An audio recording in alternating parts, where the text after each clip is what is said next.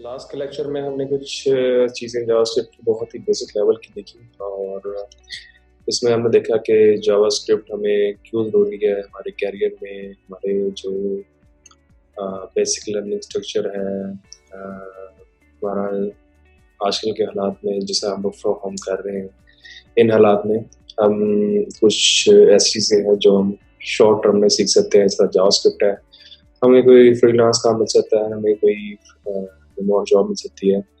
तो इस चीज़ को मोटिवेशन को लेके हमने इस जावास्क्रिप्ट कोर्स को स्टार्ट किया। हमने पहले लेक्चर में हमने चीज़ें देखी, इस तरह हमने हिस्ट्री को देखा, जावास्क्रिप्ट के वेरिएंट को देखा, कौन-कौन से वेरिएंट से मल्टीपल हिस्ट्री में आए।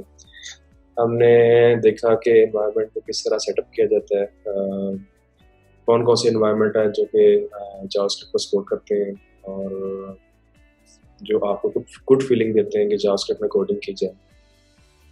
हमने कुछ जावास्क्रिप्ट की कोर चीज़ें देखी कि सिंटैक्स किस तरह लिखा जाता है, एचटीएमएल में जावास्क्रिप्ट कोड को किस तरह एम्बेड किया जाता है। ये सब चीज़ें हमने लास्ट लेक्चर में देखी। थोड़ा सा ये ट्रिकी लेक्चर होगा। डेटा टाइप्स है आपकी मल्टीपल, काफ़ी डेटा टाइप्स हैं जावास्क्रिप्ट की। हमने कुछ उठाई हैं कॉमन पे, हाई लेवल पे उनको बयान करेंगे और हमारा पर्पस ये होगा कि इस लेक्चर को इस तरह बनाया जाए कि आपकी जो अदर लैंग्वेजेस में डेटा टाइप्स होती हैं वो भी आपके कॉन्सेप्ट क्लियर कर दें। तो लेट्स स्टार्ट। हमारी जो सिंपल डेटा टाइप्स जो हमारे सपोर्ट करती है जावास्क्रिप्ट पे, इवन कि अदर प्रोग्रामिंग लैंग्वेज में भी चीज़ें सपोर्ट करती हैं। जिस तरह कॉमनली यूज़ होने वाली बूलियन है, नंबर है, स्ट्रिंग है, सिंबल्स है। सिंबल्स तो खैर एक नई चीज़ है जावास्क्रिप्ट में। नल और अनडिफाइंड, ये कुछ नल तो मोस्टली वैल्यूज होती है आपकी, जो कि डिफाइन करती हैं आपके जो वेरिएबल्स को। अगर आप उसमें कोई वैल्यू साइन नहीं करते। अनडिफाइंड हुए हैं जिसमें कोई वेरिएबल उसका कोई वैल्यू जो है वेरिएबल ही साइन नहीं हुआ होता। सो इस काइंड ऑफ नल रेफरेंस। लेकिन इनका एक पर्पस है जावास्क्रिप्ट में कि जावास्क्रिप्ट में इन की लैंग्वेज में किसी खास पर्पस के लिए यूज़ किया जाता है। हम आगे देखते हैं, नल को हम डिस्कस करते हैं। जैसे कि मैं लास्ट लेक्चर में पढ़ा था कि नल एक जावास्क्रिप्ट में रिजर्व वर्ड है। रिजर्व वर्ड मींस कि आप इसके अलावा उसे ये इस तरह का वेरिएबल कोई यूज़ नहीं कर सकते। नल की जो वैल्यू है वो बेसिकली इंडिकेट करती है कि आपने कुछ वेरिएबल इनिशिएट किया होता है, उसमें अगर कोई वैल्यू नहीं है, so that's called a null value. और if you assign some null value for some object, initially object हमने इनिशिएट किया और उसको नल असाइन किया, पर्पस ये है कि इसमें कोई अभी रेफरेंस नहीं। जिस तरह की एग्जांपल है, मैं आपको आप कोड करता हूँ अपने एनवायरनमेंट में जाके। मैंने कुछ कोड चीज़ें लिखी हुई हैं। सपोज अगर एग्जांपल हमारे इस कोड में सपोज ये एक प्रोडक्ट नल है और इसको स्ट्रिक्टली इक्वल कहते हैं कि आपकी जो लेफ्ट और राइट जो है स्ट्रिक्टली इक्वल होना चाहिए। अगर सपोज आपका वो नल है, आपने इफ कंडीशन सेट की कि एक ऑब्जेक्ट है उसकी वैल्यू नल है, तो उस पर एक वैल्यू असाइन करते हैं और उसको प्रिंट कर दें। इसका पर्पस ये होता है कि आपके पास अगर उस ऑब्जेक्ट में ऑलरेडी वैल्यू असाइन है तो यहाँ पे आके फेल हो जाए, क्योंकि वो नल होगी और उसमें फिर ये वैल्यू असाइन नहीं होगी। यानी कि उस सब्जेक्ट में ऑलरेडी वैल्यू वो असाइन हो चुकी होगी, लेकिन अगर वो असाइन नहीं है तो तब भी असाइन है। तो इसका सिमिलरली आपने एक ऑब्जेक्ट है, इस ऑब्जेक्ट को आपने यूज़ किया, इसमें एक वैल्यू असाइन की। अब इसमें एक और कमाल ये है कि आप इसमें चेक नहीं कर रहे हैं नल लगा के या इक्वल लगा के। जावास्क्रिप्ट आपको ये भी सपोर्ट करता है कि आपके वेरिएबल में अगर वैल्यू है, so it returns the true value.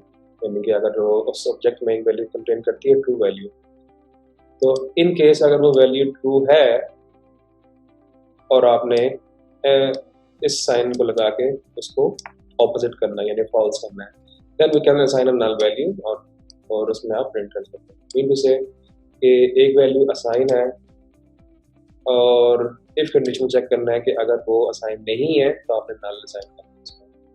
तो ये इसका पर्पस है। Let's come back to the slides. और यही कोड एग्जांपल्स को हमने एक्सप्लेन किया था। Okay, next go to next slide. अच्छा, अनडिफाइंड क्या है? जावास्क्रिप्ट में एक स्पेशल वैल्यू और is a global variable.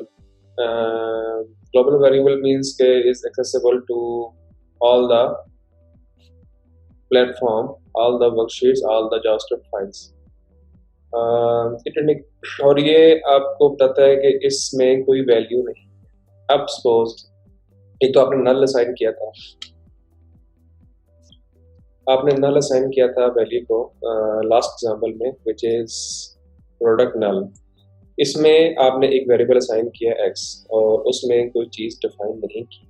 अगर मैं अपने एग्जांपल में जाऊं तो यहाँ पे x वैल्यू है और y को हमने वैल्यू असाइन की है, जो इज द अरे ऑफ 10 और 20। z is also some value having object और ऑब्जेक्ट की एक वैल्यू है। उसको मैं बाद में एक्सप्लेन करूंगा कि इसका कैसे, इसका पर्पस क्या होता है इस अरे का, और इसमें मल्टीपल प्रॉपर्टीज में आप वैल्यू असाइन कर सकते हैं। x को जब आपने लॉक किया तो that will give you a undefined value, because आपने इसको इनिशिएट नहीं किया। डिफरेंस क्या है कि आपने नल डिफाइन किया और जब अगर आपको नल डिफाइन नहीं किया तो value will give you a undefined value. इसी तरह हमने जब इसको लॉक किया, अगर मैं इस एग्जांपल को रन करूं, मैं कंट्रोल सेव करता हूं और इसको मैं रन करता हूं और यहाँ पे पेस्ट करता हूं। मैं जाता हूँ व्यू पे, डेवलपर पे और इंस्ट्रक्ट एलिमेंट, कंसोल पे जाता। तो ये देखें, सबसे पहले आपने क्या किया कि s को लॉक किया, डिफाइन आपने y1 मींस के इसके फर्स्ट इंडेक्स में जो वैल्यू है उसको प्रिंट किया। फर्स्ट इंडेक्स में सॉरी ये वैल्यू 20, जीरो इंडेक्स पे ये वैल्यू है। फिर आपने y3 which is fourth index starting from zero undefined. So ये वैल्यू आपको कंसोल में आ रही है कि इस अनडिफाइंड। बात का ये होता है कि आपको एक चीज में मिस कर रहे हूँ, लॉग बी इनिशिएट नहीं हुआ, हमने इसको कमेंट किया था। अगर हम इसको अनकमेंट कर दें, that will give you undefined uncommented. आपको एक चीज आपने इनिशिएट नहीं की हुई, अब इसका पर्पस ये नहीं है कि वो अनडिफाइंड है, तो आपको वो वैल्यू देगा नल रेफरेंस ऑब्जेक्ट की, which is here he is not defined. तो ये एक चीज को आप डिफरेंशिएट कर दें। नल और रेफरेंस, नल और जो आपकी अनडिफाइंड वैल्यू, सब्जेक्ट है, sorry for this, null and define are similar and both mean the absence of the value. अगर हम इसको इक्वल पे लेके आए तो that will give you a console and a true value, और अगर हम स्ट्रिक्टली इक्वल ऑपरेटर को लेके आए that is a false. So you can say undefined or null value is similar kind of same thing to the JavaScript. अच्छा, अब हम next data type पे आते हैं, which is a boolean. boolean आपकी most commonly used data type है in all of the languages, और मेरा ख्याल है कि अगर आप कोई प्रोग्राम लिखते हैं जावास्क्रिप्ट में या किसी भी लैंग्वेज में तो boolean का ऑलमोस्ट 5 to 6 या 10% यूजेज जरूर होता है। या मेरा ख्याल है कि अगर मैं कहूँ अपने एक्सपीरियंस में तो 30% से यूज हो रहा है। आपकी बहुत सी चीज़ें इफ कंडीशंस जारी होती हैं, आपकी बहुत सी वैलिडेशंस, आपकी बहुत सी कंडीशंस, आपकी बहुत सी रिस्ट्रिक्शंस एप्लीकेशंस की आपकी बूलियन पे जारी होती है। बूलियन में इसके रिजर्व वर्ड्स होते हैं जावास्क्रिप्ट में, इस तरह ट्रू और फॉल्स। हमने लास्ट लेक्चर में पढ़ा था कि ट्रू और फॉल्स इसके रिजर्व वर्ड्स हैं आपके जावास्क्रिप्ट में। मीन टू से कि इन आपके खुद से वैल्यू ट्रू और फॉल्स कस्टमाइज डिफाइन नहीं कर सकते, जावास्क्रिप्ट में ऑलरेडी आपको एक्सपेक्ट करता है कि आप ट्रू और फॉल्स यूज करें। हम एक एग्जांपल पे आते हैं, जैसे कि मैंने पहले कहा था कि मैं जो भी एग्जांपल्स हैं आपको लाइव दूंगा ताकि आपको कुछ इंटरेस्टिंग डेवलप हो जावास्क्रिप्ट में कोड कुछ बनाने का। हमने एक वैल्यू साइन की है, एक वेरिएबल डिक्लेयर किया, उसको वैल्यू साइन की फॉल्स। हमने इफ कंडीशन, जैसे कि मैंने पहले बताया कि अगर किसी वेरिएबल में वैल्यू साइन है तो इफ कंडीशन में वो आपको ट्रू रिटर्न करता है। अगर ये फॉल्स है, विच इज अगेन फॉल्स, मतलब इफ कंडीशन के अंदर वो नहीं आएगा, एल्स पार्ट में जाएगा तो उसको प्राइस टैग साइन कर देगा और उसको प्रिंट कर देगा। हमने कुछ थोड़ा सा चेंज किया, हम अगर इसको ट्रू कर देंगे तो इस कंडीशन में आ जाएगा और प्राइस 0 साइन हो जाएगी। सिमिलरली यहाँ पे एक एग्जांपल है टैक्स। टैक्स जो है आपके पास एक एम्प्टी वैल्यू है और यानी कि इसमें एक वैल्यू है, इस एम्प्टी वैल्यू, तो this empty value will also return क्योंकि ये वैल्यू आपने इसको असाइन की हुई है तो ये आपको ट्रू रिटर्न करेगा। ट्रू रिटर्न करने के केस में हमने इसको ऑपोजिट किया, हमने कहा इसको फॉल्स कर दे ताकि ये वैल्यू शो हो। हमने इस चीज़ को प्रूव करने के लिए इसको फॉल्स किया। इसी तरह ऑब्जेक्ट है, ऑब्जेक्ट आपने ऑब्जेक्ट में आपने एक प्रॉपर्टी है वो सेट किया है, जिस प्रॉपर्टी नेम नेम और उसको वैल्यू आपने चेक असाइन की है। हमने ऑब्जेक्ट चेक किया, जावास्क्रिप्ट ने सिलेक्ट किया कि इस ऑब्जेक्ट में वैल्यू साइन है, इसने इसका ट्रू रिटर्न किया और इसने कहा कि ऑब्जेक्ट सेट। अगर हम इसे सेव करते हैं, इसको अब रन करते हैं तो text is empty. Why? Here मैंने इस केस में अलर्ट शो कर दिया, अगर आप object is set as well, ये वाला ऑब्जेक्ट शो होगा। और जो हमने कुछ HTML में वैल्यू प्रिंट की थी which is a 10 which is comes from here because if is free is false so else part execute हुआ था, तो ये वैल्यू 10 में आपने दी है, बाकी हमने रन दिखाए थे। तो ये बूलियन के हमारे कंडीशन है, हम कंडीशन की बेस पे इसको यूज करते हैं।